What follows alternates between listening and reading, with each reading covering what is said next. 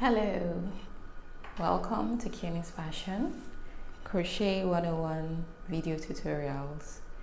Today we're going to be talking about all the tools and materials you need for crochet.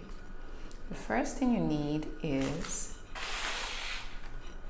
crochet hooks. I have a set here with hooks from 2 millimeters all the way up to 10 millimeters, and I'm going to link to where you can get this set. It's a set of plastic crochet hooks, and if you cannot afford to buy this one, or you already have other crochet hooks, it's fine to use them. You can use whatever you have on hand, but if you don't have any and you would like to get one, this is a really good one to buy.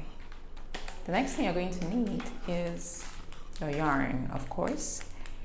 And within the course of this tutorial, I'm going to be using this brand, Baby Lamb hand and machine knitting yarn. It's a 3-ply baby weight yarn that is made by Hafar Industrial Company in Nigeria.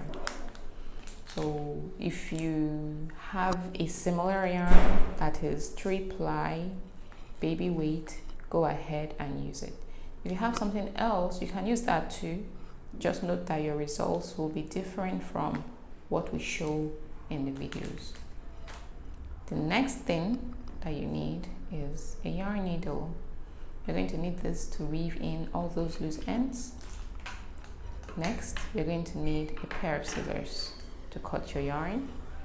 Make sure they're sharp. And one other thing you will need is a stitch marker. You won't need this baby right away, but as we progress, you're going to need this to keep track of your stitches and your rows. And one other thing that you will need with time is a tape measure. You're going to need that.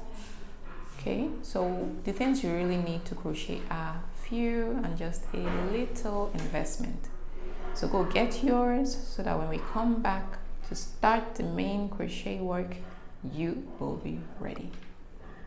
Thank you so much for watching this video, and please like this video and share and subscribe.